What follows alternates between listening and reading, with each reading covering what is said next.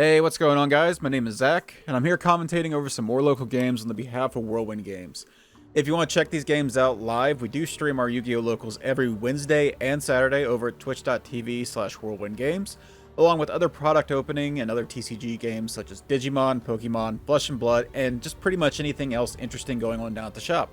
So if you want to check it out, there will be a link down in the description, and we'd love to have you in the chat. Guys, with all that out of the way, let's go ahead and hop into round two's feature match. On the left, we have Drew playing the Punk Therion deck, and on the right, we have Chris playing Chaos Thunder Dragons. Haven't seen that in a while. Drew will start off with a copy of Disc Coliseum, letting him add any Therion from the deck to the hand, opting for a copy of Regulus. Next up, we'll activate a copy of the Argyro system. This one lets you send a Therion card from the deck to the grave, so it's kind of like a Foolish, like an in-archetype Foolish. Where it has the name, it does work pretty well with another card, the Therion Charge, which is kind of like a trade-in for the archetype. This card also has another graveyard effect where you can put this on the bottom of the deck and then add back any Therion from grave back to your hand, which is pretty nice. So it looks like we'll be dubbing a copy of Lily off of the effect. This does give us a Therion in grave. For the Regulus, we added off of the field spell. And it looks like Drew is just confirming with Chris what the cards do, since they are relatively new and he probably hasn't played against these before. Looks like Drew will then start with a copy of Regulus, committing it to the board to equip the Lily from the graveyard, and then using Lily's effect to search for a Therion spell or trap. Looks like we are going to grab the Charge. This is the trade-in for the archetype. Cool thing about this is you can actually send face-up Therion cards on the field. Doesn't have to be a monster specifically or in hand, so at any point he's able to get a draw too. Next up, he'll activate a copy of Emergency Teleport, giving him access to the Punk Engine through Xiamen. Xiamen effect, pay 600 life points to add any Punk monster from the deck to the hand. Grabbing Ogre Dance, and then immediately pitching the Ogre Dance. You search for a non-level 8 Punk and adding it to hand. Grabbing the Deer Note.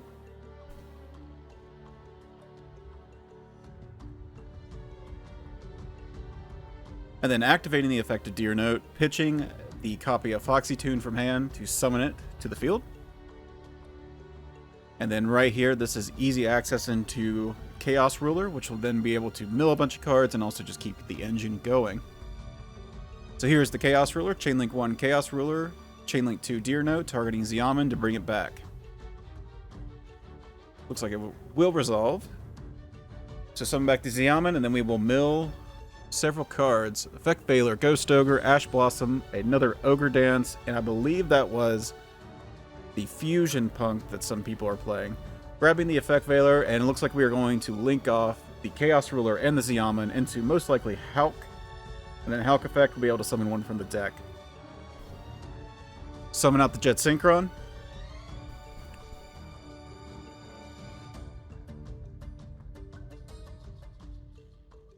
Then Chaos Ruler effect engraved to summon itself back, banishing a light and a dark. Synchroing these off into a copy of Hot Red. Hot Red being a nice targeting negate, especially with cards like Dark Ruler No More. If you have like a spell or trap, you can flip first. And then as Chainlink 2, Hot Red could then target the Dark Ruler to negate that, which is pretty neat. Activating Charge, setting the field spell to draw 2 more cards off the top of the deck. Looks like he got a copy of Duke. And looks like we have Effect Veiler and Nib. And also a Foxy Tune. We'll go ahead and fire off the Foxy Tune. No, we are just going to pitch the Foxy Tune for Jet Synchron. My bad. The Jet Synchron will summon itself back from grave, but it does leave the field when it's banished. Just confirming what we're looking at on the board, we have Regulus still live, so he can tribute himself or one from hand to negate anything. And it looks like we'll pass it over to Chris. Chris will start with a copy of Batteryman Solar. This one dumps a Thunder monster from the deck to the grave. And then at res, it looks like we will be going into Formula Synchron with Halkify Brex effect. And then also quick effect of Formula Synchron lets you synchro summon on your opponent's turn. And he just happens to have all the necessary materials to make the Hot Calamity. This card basically says your opponent cannot activate any cards. And that should just be a turn skip, and we will pass it back over. An insane combo for any deck to be able to push out just pretty much freely. The Duke will then re-equip the Lily from the graveyard. The Lily effect will be able to grab a spell or a trap. We'll grab another Disc Coliseum. And then from here, we really just need to clear the way, and that should be lethal. Because Hot Red is 4K, I believe. This Coliseum will grab a copy of Bull, and then Bull's effect will let him pop a Therion on the field to pop a card that the opponent controls, and then that's just game right there. Game 1 goes to Drew. Let's go ahead and hop into Game 2.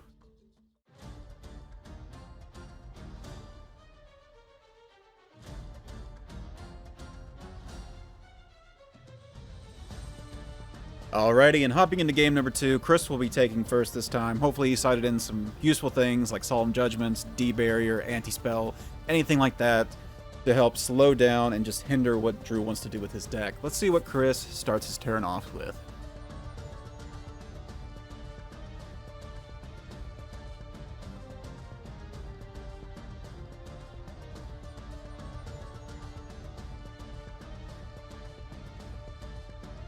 Starting with the set card, and then pitching Thunder Dragon to use its effect to add up to 2 Thunder Dragons from the deck, grabbing one, using the effect again, pitching it, and adding the 3rd copy from the deck. Normally you don't see that whenever other people use Thunder Dragon, but it is a nice way just to get lights in the grave. Speaking of which, you'll banish a Thunder Dragon to summon Chaos Valkyrie, and then tribute set 1 monster. Hopefully that is not the other Thunder Dragon. And let's hope this back row is real. Drew will start his turn with a copy of Ogre Dance. This will add, again, any non-level 8 punk monster. Gonna go ahead and grab the Xiamen, so we do not have access to E-Telly. We will normal summon the Xiamen and then use its effect, paying 600 life points, to search the deck for another punk. Not too sure on what target would be right here. I do see 2 Foxy Tunes in the hand, so I think we just go straight into the Deer Note line. And right there she is, adding the Deer Note to hand.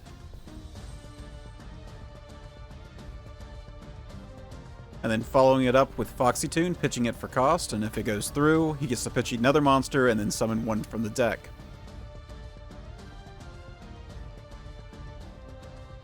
Looks like we'll summon a additional copy of Deer Note, keeping the Deer Note in hand that we already grabbed off of the Xiamen's effects, possibly as a follow-up since we have not actually used her effect to summon herself yet this turn.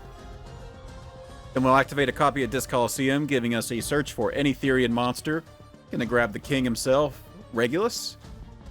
And we did pitch the Lily off of the Foxy Tune earlier.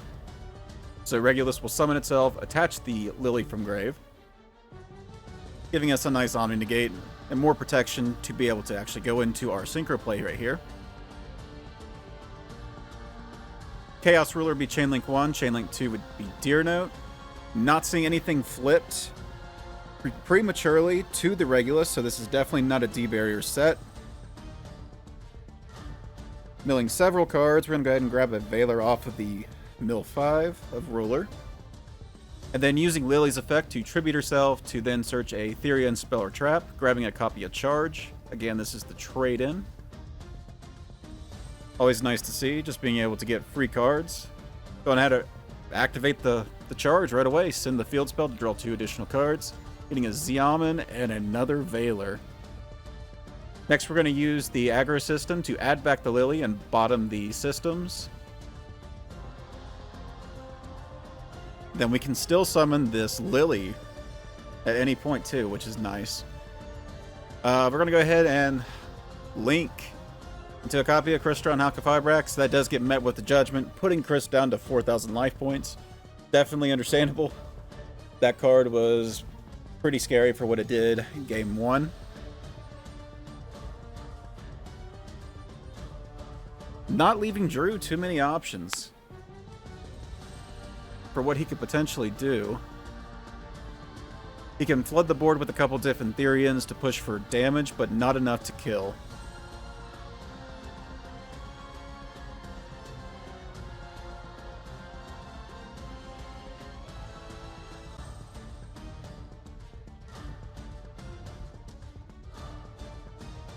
Definitely wasn't expecting that Judgment to be there. I can tell.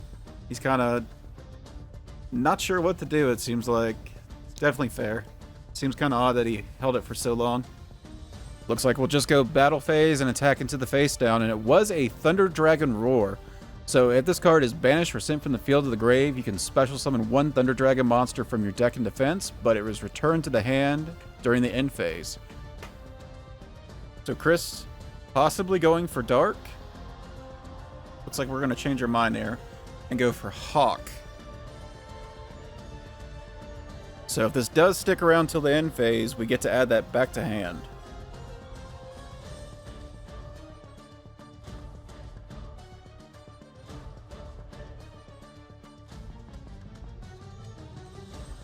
Main phase 2, it looks like we're going to banish a Light in the Dark, bring back Chaos Ruler.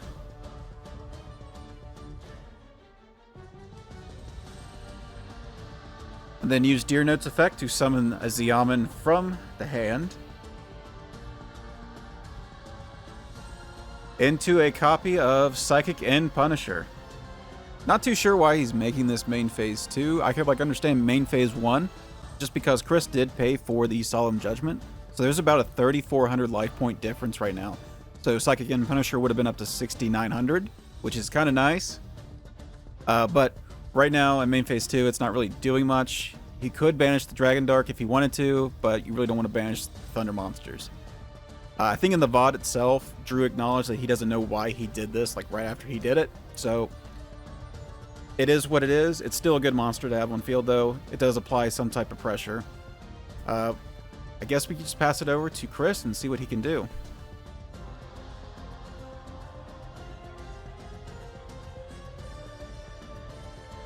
Oh, it looks like we are going to banish both of them.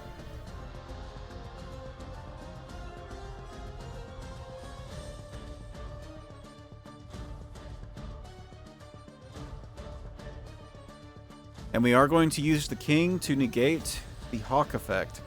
Then using Lily in hand to special herself, equipping the Regulus, so we keep the Regulus negate anyway. So overall, it wasn't terrible, wasn't ideal, but we're still sitting pretty good on Drew's side of the table. We are ripping a Golden Sarcophagus off the top for Chris. Let's go. You definitely can't let this resolve. Yep, we'll tribute the Regulus to negate it. Pass it back over, and Chris is at 4,000, so we don't need much. Summon Bull, equip Regulus, attack for game, GG. Game 2, and the whole match goes to Drew on Punk Therion. Guys, if you enjoyed this type of content, please let us know down below. Leave us a like, comment, and subscribe, and round 3 will be up within the next 2 days. Thank you so much for watching, and until the next one, peace out.